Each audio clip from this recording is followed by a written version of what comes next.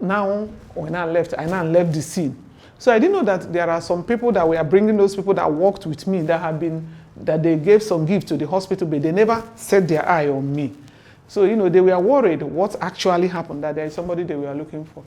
When I was working in emergency, in 2012, there is one prominent man, and he's a Muslim, that the son had accident, very fatal accident, has spinal cord injury, have brain injury, and all those ones. So when I came, because we normally do 2 days off, when I came, that was the 3rd day of the boy. So I was trying to give them encouragement to, they shouldn't lose hope, because the mother is an Egyptian, but the father is a Muslim from Borno. So they were losing hope. So when I asked them to go and buy medication, they will be delaying. I didn't know that maybe they have told them that the chances are slim. So I have to cough out small money to go and buy the drug, so that later I will ask them to give me back my money. Because I needed that, the fever was so much, so I have to buy Rosofin instead of the other brand that is not really good. I bought 2 bottles and helped them. I didn't know that that's thinking rich, because the way the woman, the Muslims, Egyptians, the way she was squatted, so I thought that they don't have it. So after some time, the boy started responding that we have to take the boy to ICU, intensive care unit. And then, before you know it, the boy started picking up that he was strong enough to be taken to Cairo, Egypt, where the mother came from. So after that, the boy survived, was in a wheelchair for years, but finally, I don't know how it. So the man now came back, went home and told the story of how a woman that is a Christian helped and all those ones, that he wanted to reward the person. So when she came back and told the BB show, the Muslim man, that keep to the promises. So he called me and said that there's someone that came that he wants to sponsor me to any university of my choice in the world, that I attended to his son. I said, I can't remember. So finally I said, we can't say yes or no, that he has to talk to our superior general. So the man came. He doesn't like talking to me directly. He will talk to the wife. The wife will not talk to me. So we now call our superior general. Superior general said, he won't blame her. She had never saw such a thing. He said, I don't know which one you're cooking. I don't know which one I don't understand you. This man have to flew down to Umuahia with his aides to go and see the superior general. So when they went and saw the superior general promised to come to Abuja National Hospital to see things himself. By then, his son was still in private room, no longer in ICU.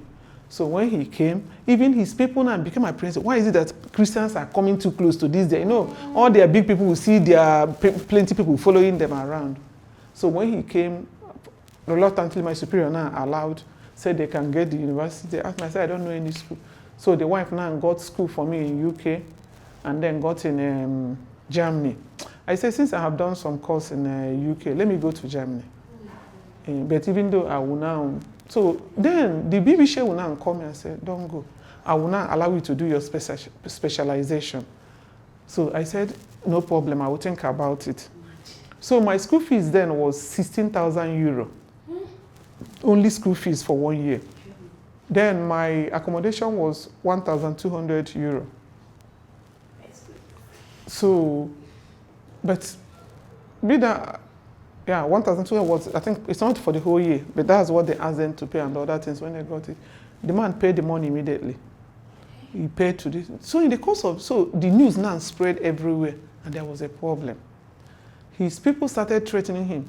That how can he come and say that he's a Christian, that he's the best? That do he know that he's projecting that the Christian is the best? That what did I do that other people cannot do? Or what did I do that is so special that I just did my work? Before you know it, because he doesn't speak to me, it's through the wife. The wife told me that their life is in danger, even though he will be living with his son to Cairo. But they won't like me to have to call their number again. They won't like to have anything to do with me again. That they have done the much they can, but they have not finished. It's 16,000 that was my school fees. They now paid the first, I think it was 8,000 they paid, so that I will go with the remaining when I'm going, and then remaining my accommodation fee. But they have, fortunately for me, when it was that way, when I reached Abuja, just like that, because of this problem, they introduced me to Cardinal Onaikon about this. So when they say he felt bad. He said, because these people are doing this thing because you're a Christian, that he would split the balance into two. He would pay one. He now called Senator David Mark, who was the Senate president then, and said, look at what is happening. They are turning it into Christian Muslim, what this Muslim man wanted to do wholeheartedly with his heart. And then my CMD, who is Professor Bibi Shehu, said, I should just take the one he has put and use it and do anything. I should forget it, that he's giving me placement to do my specialization here. But somebody told me, don't. That it will be in the record that a Muslim community sponsored you for this. When they were saying this thing now, I don't know how it now entered into the ear of the emir of Madala. He now came and said, this is the woman we saw that day we brought the people there. Where have you been? I said, I don't know. That they should go and see our cardinal. After all said and done, the Senator David Mark completed the money, both the accommodation and others, gave it to the cardinal. Cardinal now put his own little. In fact, I have more than enough. And they sent me to Germany for the course. I did the course. But fortunately, unfortunately, when I reached Germany, I finished my master's in international health with focus on maternal and child health. When I finished, I made first class. And they gave me opportunity to do my PhD immediately. But when we went to Switzerland, that's where they do their rotation and clinical. So I was discussing with one of the women working there. She's from Rwanda. She said, since I say I have passion for clinical work, that if I continue this one, it's office work. Okay. That if I want, I should go back to my country, finish and become a specialist. And because by then, if I want to do my specialist in Germany, it will take me another, not less than 10 years, because I will study German and speak Dutch as if it's my native language, because it's to take care of the health of people.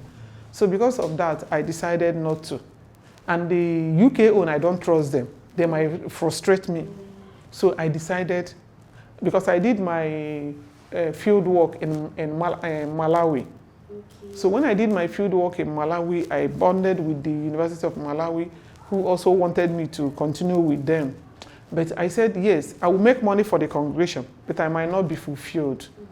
So I took the advice of that woman from Rwanda and came back to the country. Fortunately for me, when I came back, they were able to absorb me back into National Hospital. Because Bibi Shehu told me when I was leaving, there are three. If two people said no, I will not be accepted back. But if two people say yes, I will be accepted, and two people said yes. And I also came within that time frame. So I came back to Nigeria on the 14th of October 2014, because I went in August 2013. So I came back and started my residency. As God will have it, it didn't even take me time. Something that's supposed to be minimum of 6 years. I started October 2014. By May 2019, I'm already a consultant. So I secure my fellowship, fellow of obstetric and gynecologist. Then in October 2009, I also got the one fellow of West African College of Surgeons. So that was how God made it. Then immediately we finished, as God will have it, they were still delaying all of us. Before even we did our convocation, I got the federal FCT gave me a consultancy appointment. I started working as a consultant even before my convocation. So during the convocation, I didn't know I was the best graduating for West African College of Surgeons. It was when we were there, they called me, said, they called one name. Unfortunately for me, I have a long leg, so my shoe always tight and paining me. So I removed my shoe. Immediately I had my name and they were calling it. My shoe went inside one of the seats and hit. They were looking for it. And I wanted to, they say I cannot walk barefooted though. So finally we found the shoe. I have to put it. Went to the podium, they did my citation, and then I received the presidential handshake. After that, everybody, in fact it was just God. And all this my journey, I have never brought my mother because she's sick. And but during this convocation, I said, Mom, I want you to be there. And honestly, I didn't know I would have an honor. But I just want her to come to Abuja for the first time. Only for me to be there. My mother was there. This thing happened. The poor old woman, that's 76-year-old woman then, now, 77-year-old, now she's 79, getting to 8. Yes. She now only for my sister to tell her, Mama, clap, clap. They said that sister took first. She was clapping. You know, as being the best, the reward is at least that certificate, and they will give you $500. Not the money, but that God remembered you. So immediately after that, many people will come, they want to partner with you for publication and all those. I say, me, I don't have any energy. I'm not in a competitive world because sisterhood is its own distance, so I don't want stress. Though, those my two work, I was able to publish them this year. I published both of them. The effectiveness of use of misoprostol to reduce blood loss after vaginal delivery. And the other one is using clinical assessment, comparing it to use of ultrasound to determine the weight of a child inside the womb before you deliver, the accuracy of both. So these are the two publications. I published one in an international journal and one in a West African journal. So two of them I published them this year. And then I'm working peacefully, though by God's grace, if my superior general permits, I will now go and do that master's because the offer has been there and is fully covered. But if I have their permission, I will complete the PhD. Okay. Yeah, if I didn't have their permission, to be honest with you, I don't want to do anything much. And it was this year, just on Saturday, I did my silver jubilee of 25 years of being a religious. Though it has not been easy, but honestly, God has been there. And one thing I know is that integrity, consistency, and steadfastness, it pays.